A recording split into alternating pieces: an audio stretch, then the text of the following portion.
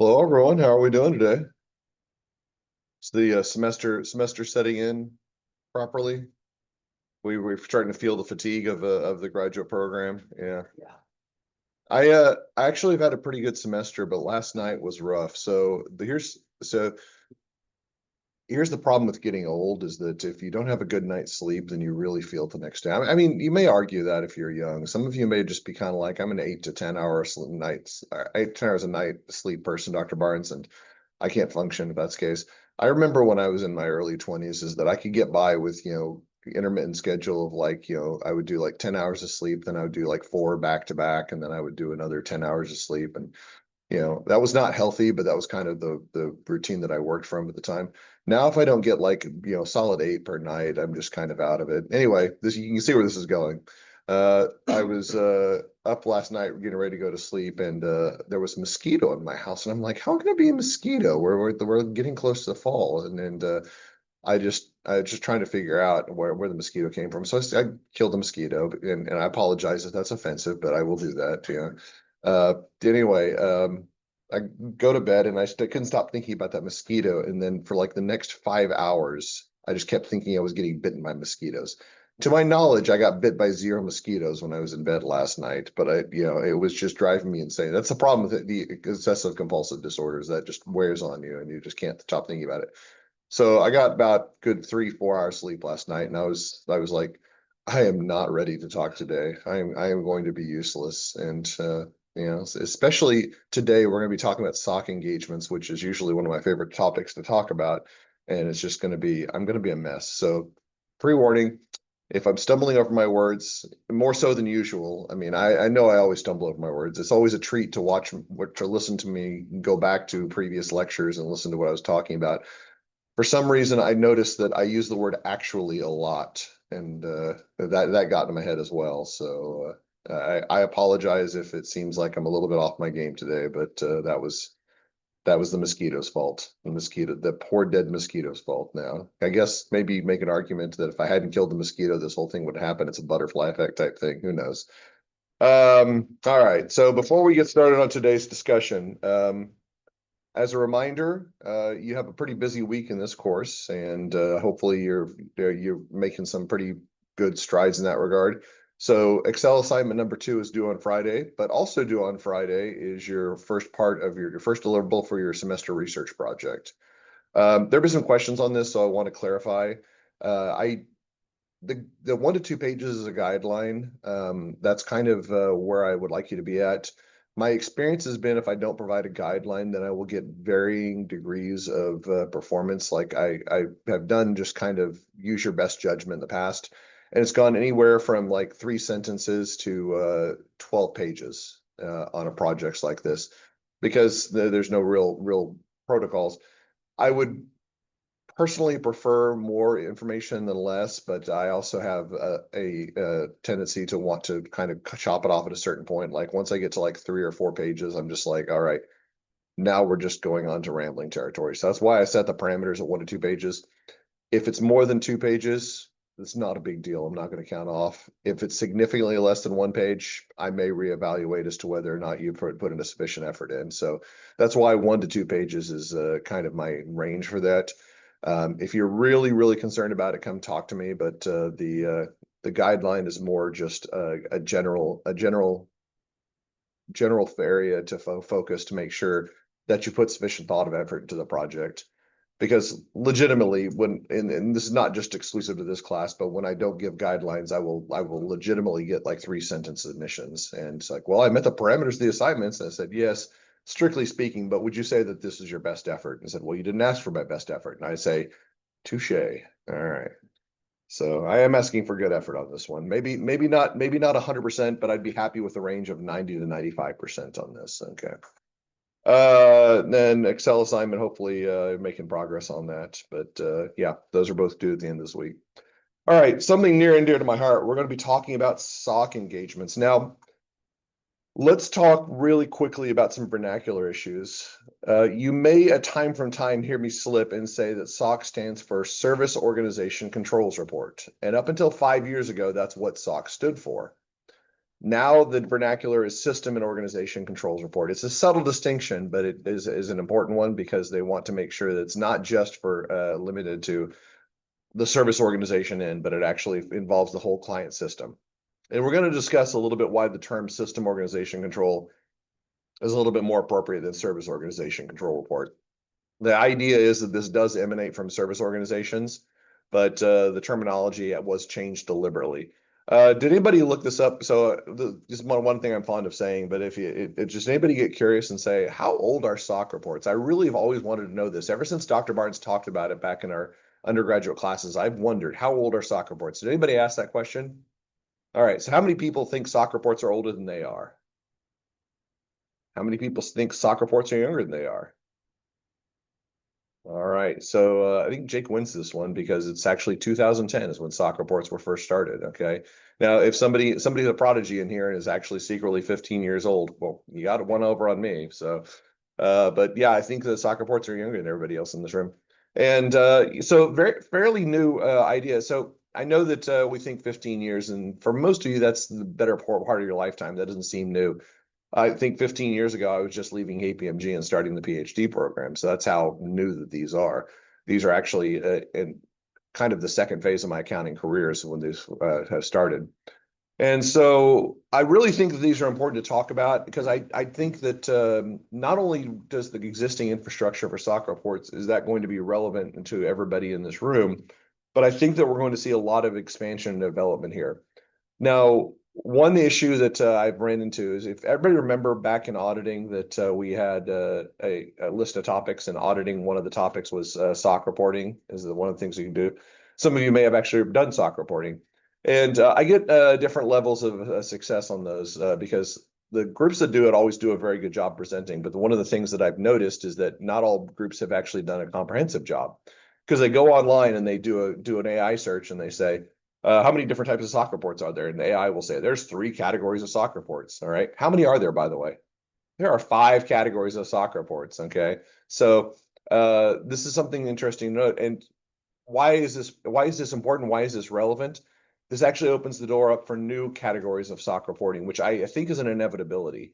But some of the actual, there's that word again, some of the actual usage of SOC reports was very timely considering the phase of the world that we were in at that point in time. But we'll get to that. So let's go ahead and start out with our individual questions, and I'm going to add a little bit of a expostulation, so to speak, upon these to the definitions. But I decided to mix things up because I'm a little bit tired, so I didn't want to do the same old, same old. So I'm going to start with Group 5 first, and then we're going to move backwards. Okay, that's what you're paying for here. That's where your tradition bucks works. It's not always going to go in a linear path. I may go in a reverse linear path. All right. So the first question is, in your own words, which this will be the words of your group, what is the purpose of SOC examination? And this falls upon Brett. Brett, you are our SOC expert for this moment in time. So what did your group say?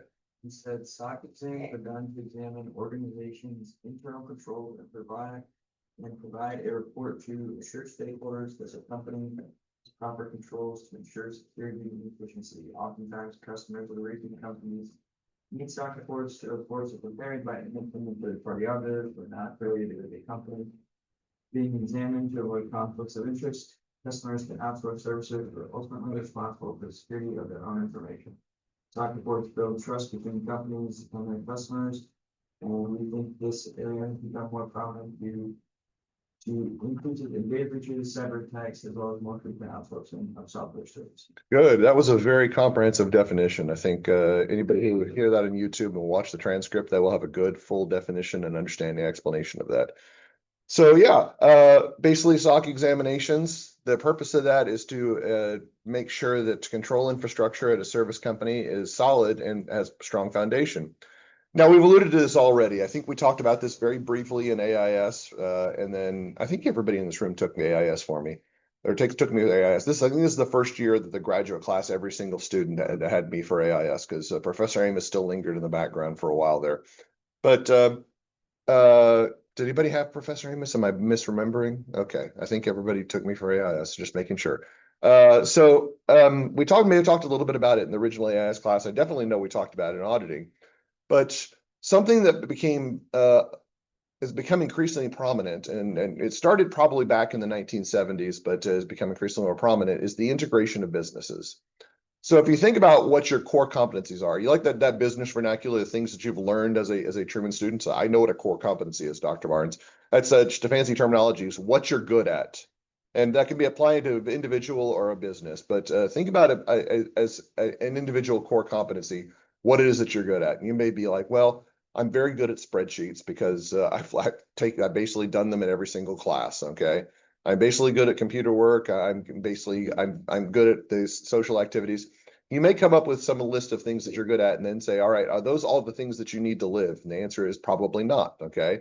I, for one, am terrible at yard work, mostly because I hate to do it. Okay. So I actually outsource my yard work. I have somebody comes in and does my yard work. And the problem with that is I feel really, really awkward because they don't do as thorough a job as I think they should do for what they charge. But on the other hand, if I complain, they'll say, well, you can do it yourself. And then I'm back to square one. Okay.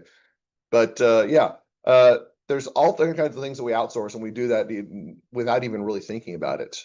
If something that's very frequent that I think that we probably all can experience is that we outsource our meals pretty frequently. I try to become a little bit less responsible for that, but I still do it on occasion, a few times a week, is that I say, I don't feel like cooking. I don't feel like preparing my meal for today. I'm going to have somebody else do it, whether that be another organization that prepares those meals that you pick up and are frozen and you put in a microwave and voila, dinner, or you decide to go over to Taco Bell. Okay. By the way, I apologize. I have not talked about Taco Bell sufficiently in this course yet. So I'm going to try to make up for that today. So yeah, outsource your meals. Now that's kind of on an individual basis. That's something we've expected as commonplace. And it's becoming, increasingly more paramount. I think that for our generation, and this includes my generation as well as yours, we don't remember a time before when all these features were available to us. There was never a time where it's like you had to do everything yourself. For businesses, this has become a little bit more recent. But the idea being is that a business does not have to be a self-contained entity. Not every single thing that a business does has to actually be performed on their own.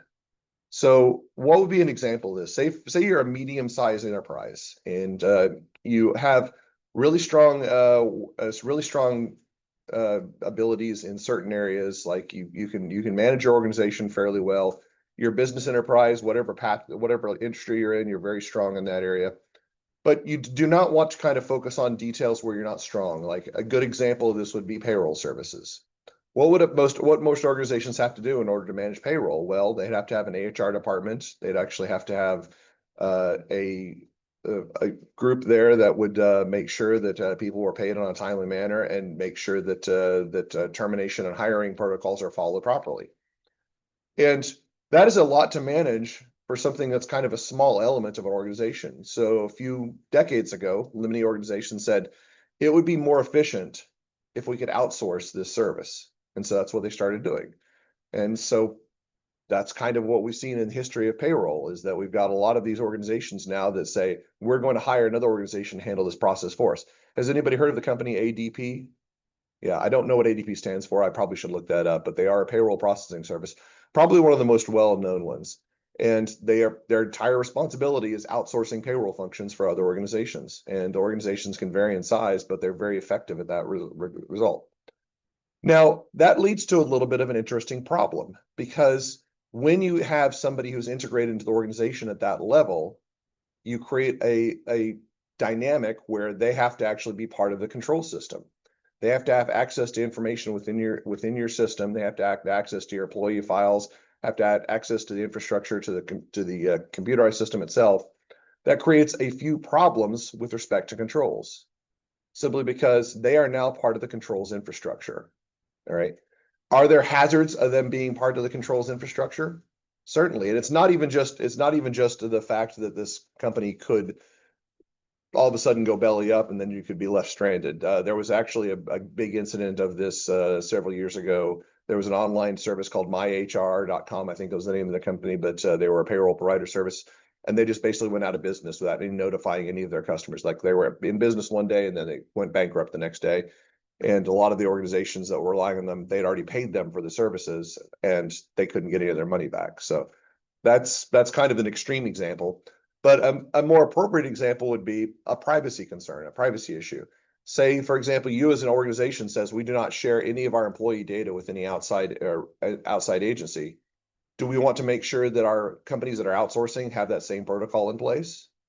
Yeah, that would be really, really problematic if they are starting to use that information for their own purposes, like they're doing data mining or they're selling email lists to other organizations saying, we're going to make some extra money off of our own clients' perspective. Our own clients, not perspective, what's the word I'm looking for?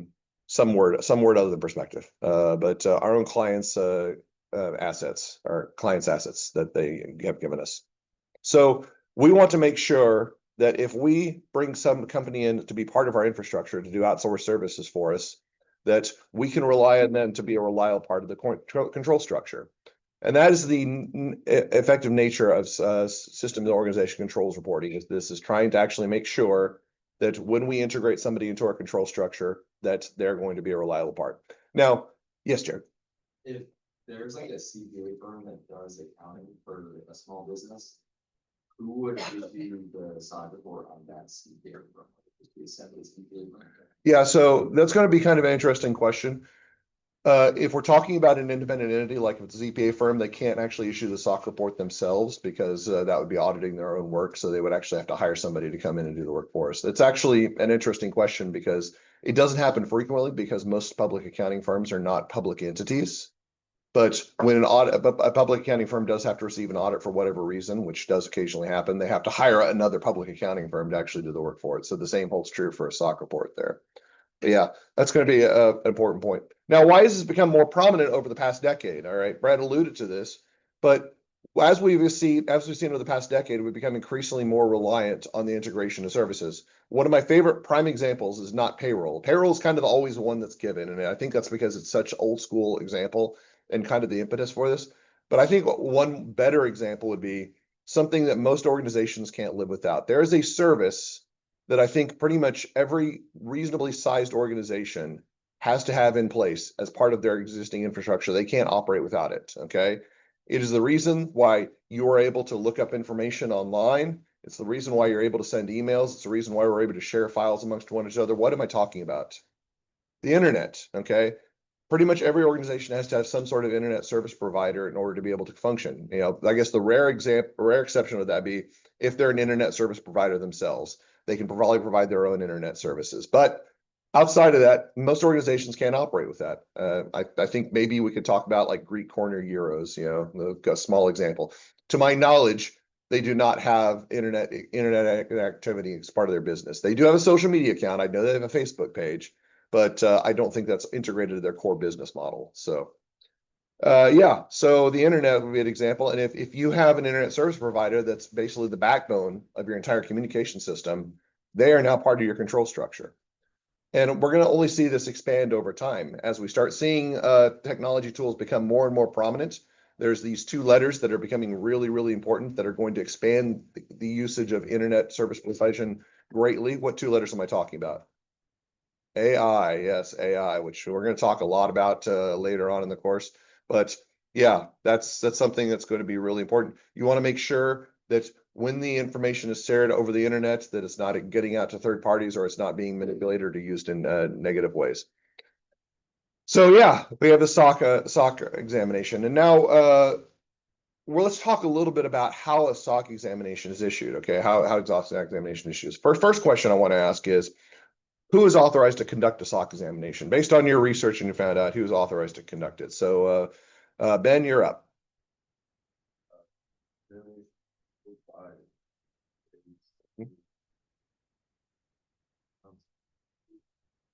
Good. Okay. So you will notice that we did not say auditors. Okay. You may have been inclined to say, oh, it's got to be the auditors because Dr. Barnes loves talking about it. He's the auditor. Okay. It's not just an audit only vernacular. In fact, if you remember, when we talked about this back first in auditing, I said the only thing that you need to be aware of is SOC 1 reports because that's the only one that's relevant specifically to auditing, which we'll get to that here in just a second. But CPAs conduct SOC examinations, and that's why it's kind of held under AICPA standards, why they dictate the suite of SOC reports. So secondly, what are the general characteristics of organizations that engage in SOC examinations? So keeping it on, let's go. Tyler W. aside from them being service organizations, generally it's just companies whose customers request SOC reports. Yeah, very, very important point to make there. So if you provide services to an organization, so say, for example, you're ADP and your clients say, we need to have a SOC report so we can ensure that your control infrastructure is operating effectively. That is when you're going to be engaged to actually have that SOC report given. So how does this work? We've got a CPA, okay, a CPA is going to provide the SOC reports. That CPA will prepare a report on whatever area, whatever the nature of the SOC report is, whether that's SOC 1, SOC 2, SOC 3, SOC for supply chain, SOC for cybersecurity. I know, spoiler. But whatever it is going to be provided by the CPA, and they'll prepare that report based on the parameters of the requesting party, which would be the customer or the client. All right. In the case of SOC 1 reports, actually, I'll wait to talk about that SOC 1 when we get to the primary categories. But case of those is going to be audit specific, but for everything else, it's going to be based on requests by other parties. Now, for ADP, they're such a large organization that it's likely that they just prepare all these automatically every year because they know that there's going to be a request for them because they've got such a large client list. But for medium-sized firm, this is going to come up on a request basis. Okay, so that's going to be the kind of the idea behind it. Now, this is an interesting question. What is the typical timeline for the completion of a SOC examination? And the problem is there's no real one correct answer for this one, which I guess is a good answer for you, Tyler, other Tyler. What is the typical timeline for completion? You said it, I'm readiness of the SOC report can be short or a long process. Mhm. If the company's internal controls are operating effectively, it'll be shorter. That's what it's control DB design over for a SOC executive. So that was an excellent explanation. And if we boiled it down, it can boil it down into 2 words. It depends. Yeah, so boil it down into 2 words. It depends. By the way, that probably will not be one of the answers on the quiz, just so you know. I will expect you to have knowledge more in line with what Tyler just said, as opposed to it depends. But if you find an answer that closely resembles it depends, then then maybe that's the correct answer. Who knows? So yeah, what does it depend on? It depends on how ready the organization is for a SOC report. And so this timeline can be anywhere from a few months to up to a year. Now, how do we make the determination of whether the organization is ready for a SOC report or a SOC examination? That's what we're going to talk a little bit about at the end. So we'll get to that. All right, let's go ahead and get to the group questions. There are 3 primary categories of SOC reports that can be issued in conjunction with SOC engagements. So SOCs 1 through 3. Briefly explain the difference between these categories of reports. So here's what I'm going to do is that I'm going to start out. I'm going to have SOC 1 and then I'm going to move on to SOC 2. So let's go ahead and see. I think I've been bouncing around all over the place. I think sorry, Joe, you're the only one left. Okay, so I started at the top because I put them in reverse order, and then I realized I went to the bottom, and then I kind of skipped you, Joe. So Joe, I apologize for leaving you out. You were gone, but not forgotten. Okay, so Joe, you get to be the first question. What is a SOC 1 report? So this is like the easiest low-hanging fruit I've ever given because we've already talked about SOC 1 reports. So What I put was has no specified criteria like SOC 2 and SOC 3. They're intended to report on controls at a service organization. They are also restricted to management of the organization and their auditors. okay, so they're I wouldn't say that their specified criteria is not, they don't have a specified criteria, but I would say that it is substantially different than 2 and 3. So you are correct in that regard. Why is this something that we bring up in auditing? What is going to be the focus of SOC 1 reports? So obviously it's controls, but controls over a certain area. What was the thing that we talked about in auditing? Chapter 7, talked about it when we just talked about chapter 6. We talked about chapter 6 controls, then we talked about a special type of controls. What was that called? Yeah, internal controls over financial reporting. Okay. And so SOC 1 is basically a summary of any controls that relate to financial reporting. So would SOC 1 be appropriate if we were talking about an internet service provider? Probably not. Would it be appropriate if we're talking about payroll? Yes, probably so. So it's going to be conditional on what is the nature of the services provided by the service organization. And so when we talk about SOC 1 is going to be very focused on those controls related to financial reporting. Now, we know that this is really, really important because this is something, according to the Sarbanes-Oxley Act, that every company that's public client with sufficient assets that's 100 million, or sorry, not assets, revenues, $100 million in annual revenues or more have to report on internal controls over financial reporting. They have to actually issue a report. The auditor has to actually test those items and issue an opinion. So if they're going to issue an opinion, they have to make sure that they encompass everything that relates to financial reporting, which includes the service organizations that provide services in those areas. So that's why it was so prominent back in auditing. Now, moving on to SOC 2, Brett, we're back to you. What is a SOC 2 report? SOC 2 is a report, has been evaluated based on trust services criteria, which are security, vulnerabilities, processing integrity, confidentiality, privacy. They're used by entities of users of the system, business partners, and regulators who understand the organization's control. All right, so SOC 2 have to do with these things called trust services criteria. Okay, so what do we mean by trust service criteria? Let's see if we can get something off of this. I'm just randomly clicking on stuff now, so. Nope, it doesn't, it's asking if I'm memory by SCPA. The answer is yes, but I don't want to log in, so I'm not going to bother with it. So, so can you repeat what you just said? You said the criteria for trust service criteria, or trust service criteria. The trust services criteria are security, availability, processing integrity, confidentiality, and privacy. Okay, so something called trust service criteria, the list of items that Brett just talked about, which probably is a clue how much I'm going to ask you about what the individual trust service criteria are, but specifically speaking, when we talk about a SOC 2 report, this is going to be a different focus. And the idea behind this is that there's going to be mechanisms in place at a service organization that imply trust. All right. When you hear the word trust services, you're thinking, all right, I can believe that if I interact or engage with this organization, that I can make sure that what it is I'm doing, the functions I'm performing are going to be secure, they're going to be confidential, I'm going to be held in privacy. Those are the criteria that this is specifically discussing here. Now, that leads to an interesting question. What is a SOC 3 report? All right, so I'm going to go jump back to Tyler M. So what is the SOC 3 report? The SOC 3 is performed over the same 5 trust categories, but the report is less detailed and doesn't include the testing. That's right. So SOC 3 is basically a mini-me of SOC 2. It was the way to describe it. Is that reference? Does anybody get that reference, by the way?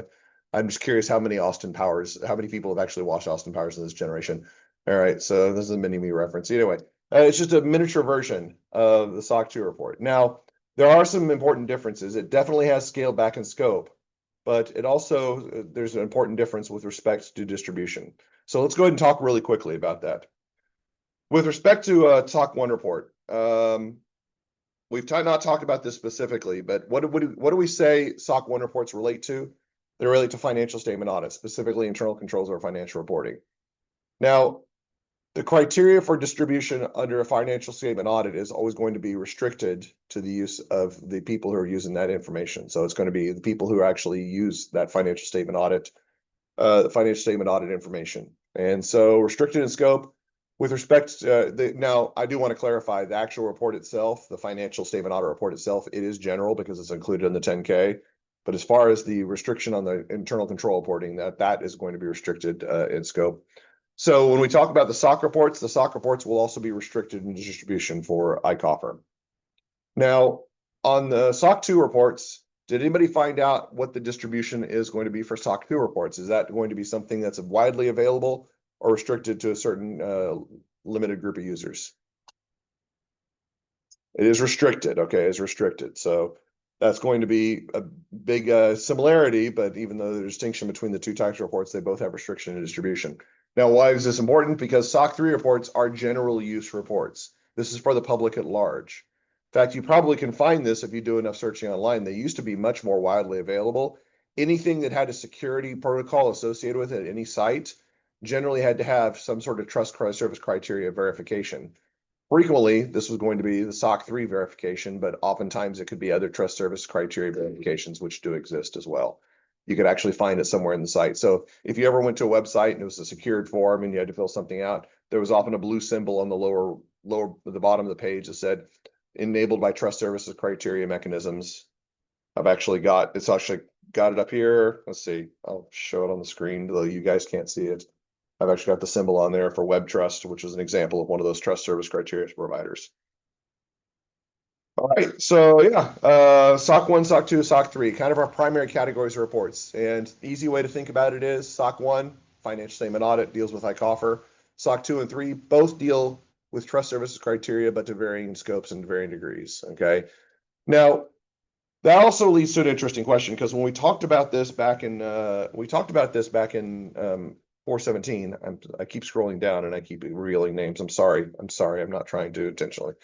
I apologize. It's not intentional. So we talked about this. We talked about type 1 and type 2 reports. And I said SOC 1 reports can be type 1 or type 2. And the same holds true for SOC 2 reports. They can be issued as type 2 reports, type 1 or type 2 reports. So let's go ahead and reiterate back on what it is that we've talked about. What we're going to reflect on what we talked about back in 417. What is the difference between a type 1 and a type 2 report? Tyler W., what'd your group say on this one? Type 1 is as of a specific date, and it just assures that the description of the system is fairly presented, as well as that the controls are suitably designed, but it doesn't have a lot of detailed testing.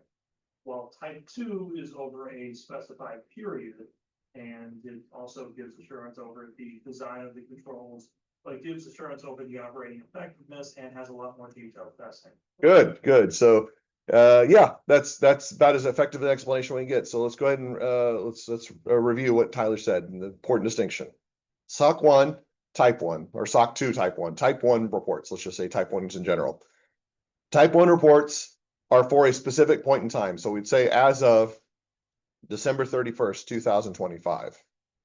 That would be at that point in time. That's what we say the controls are operating as of. And it only reviews the design of controls that are in place. All right.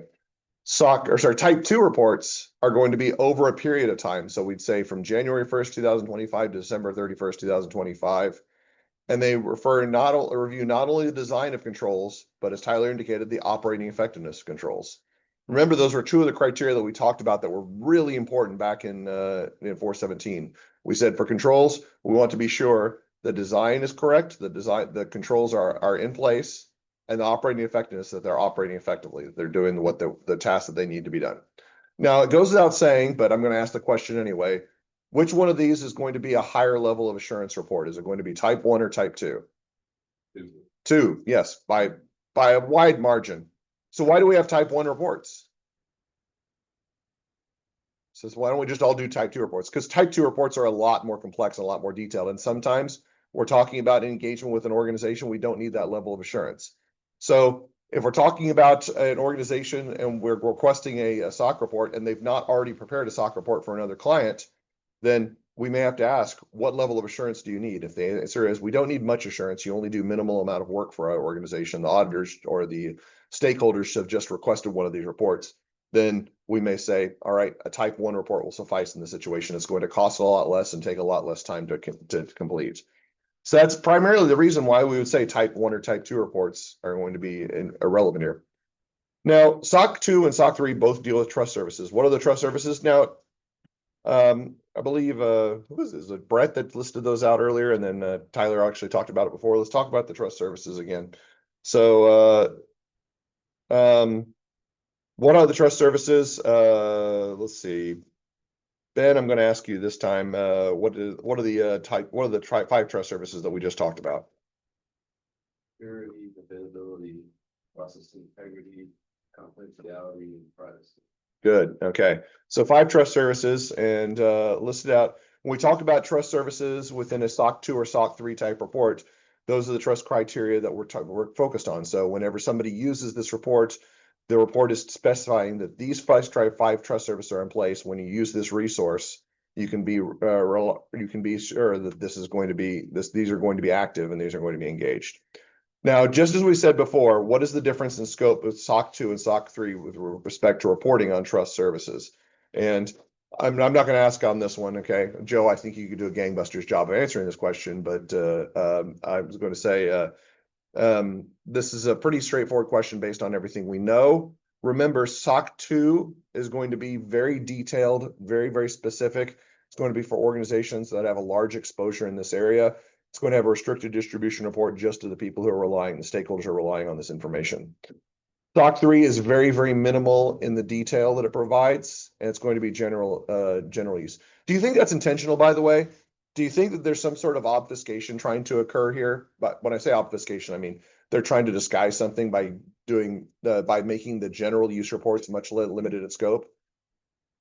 Do you think that what do you think the reason is why reports are smaller and less detailed for general use reports? Personally, I think it's because the people who are using general use reports probably do not have the same level of knowledge or requisite level of experience with these reports. So a general use report is going to be scaled back and only focus on the important critical details. So you think about how many, I mean, I know everybody in this room has looked at a 10K. How many of the regular real world people do you think have actually opened up a 10K? How many people go to Edgar and just kind of say, you know what, I'm going to do some weekend reading. I really want to know what Amazon did back in 2016. Probably not a lot. There's probably not a lot of people knowledgeable in the accounting lingo or the financial lingo. So I would say the same holds true with these types of reports. If we gave somebody a detailed report, it would be a level of information overload.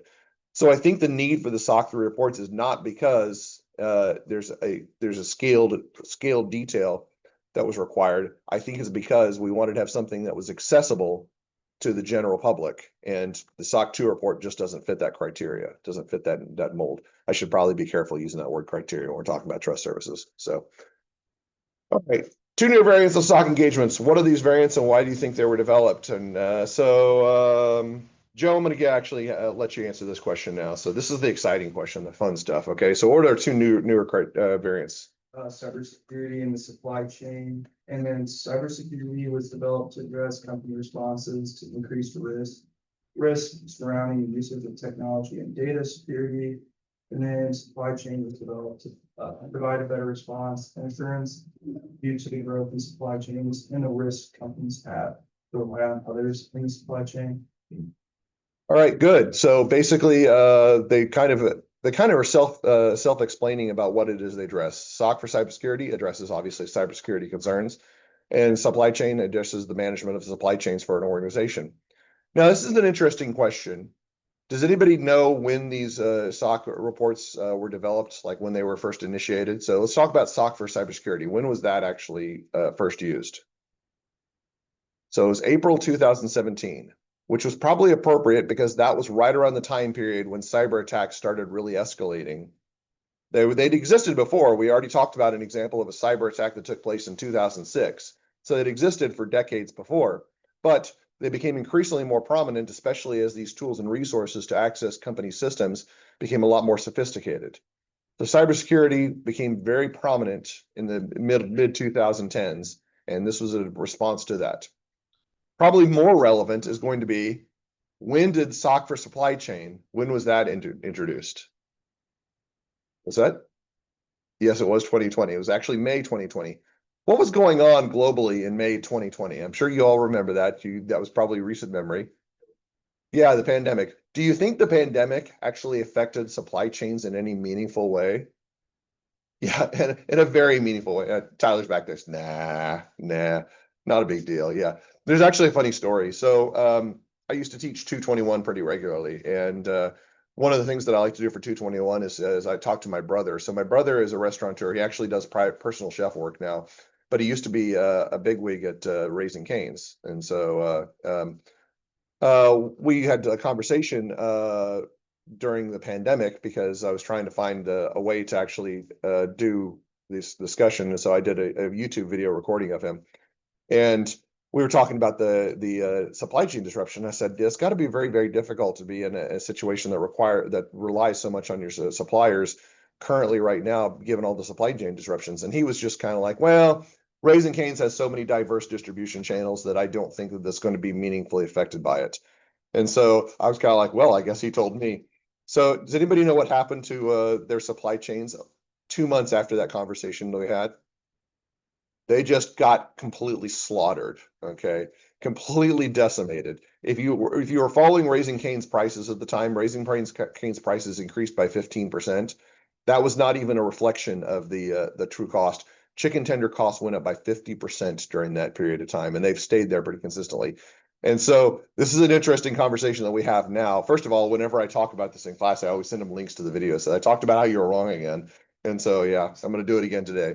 It's also interesting notion in the fact that a lot of the times when suppliers have increased costs like this, they absorb part of the cost. And what are the implications of that? It's like if they absorb part of the cost of food cost into their own business model, it means they have to cut cost elsewhere.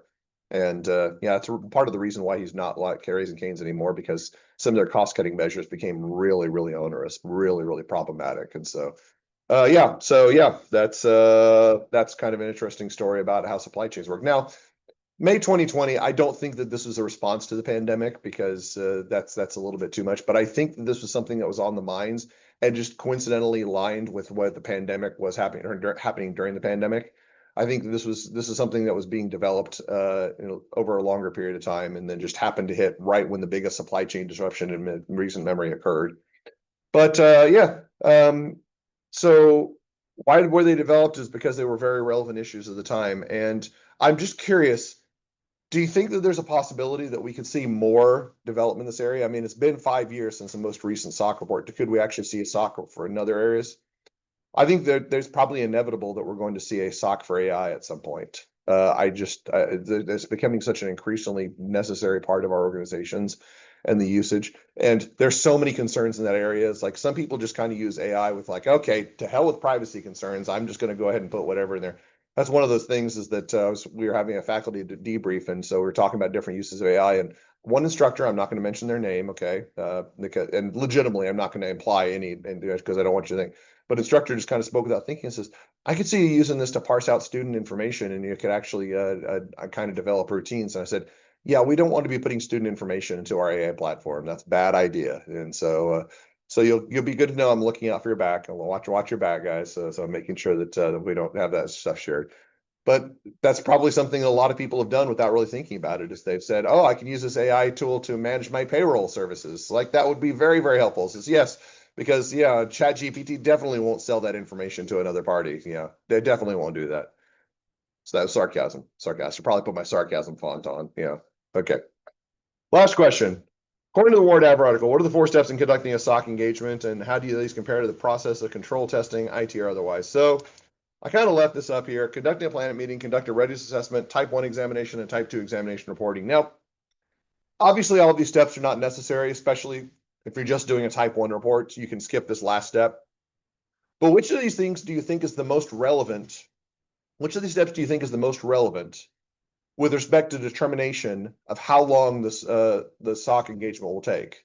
Because remember, I asked Tyler earlier, I said, how long is the SOC engagement? And he basically gave me a very, very well-worded response where he effectively said it depends.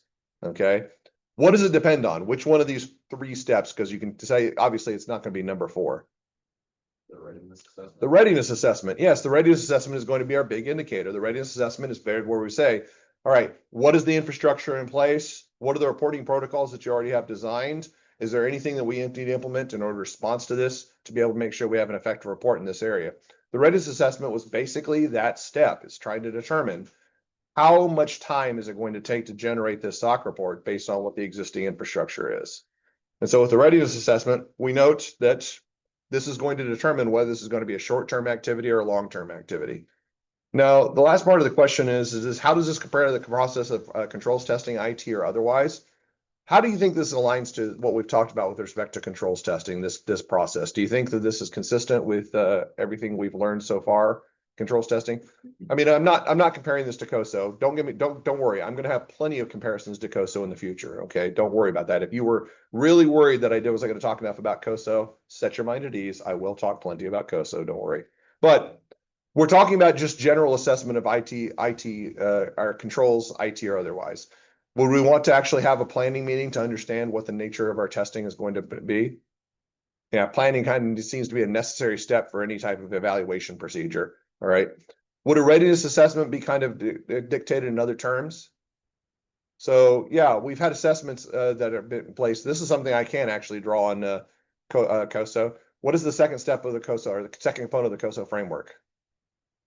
Risk assessment. Risk assessment. Yes. This is not the same thing because we're not evaluating risk. We're more evaluating the already existing protocols in place, but it is still an assessment that has to take place. All right. And then conducting the reporting, the examination reporting itself, that's obviously going to be something that's necessary because that's how we conduct testing. That's how we conduct reporting in the real world for other engagements as well. All right, and with that, I think we're done with SOC reporting. So again, Friday, you have got a lot of stuff to do. You also need to study for the quiz because we got a quiz coming up, and then we'll be talking about either one of your favorite things or least favorite things in Excel. We're going to be doing some macro work. So we'll see you all then.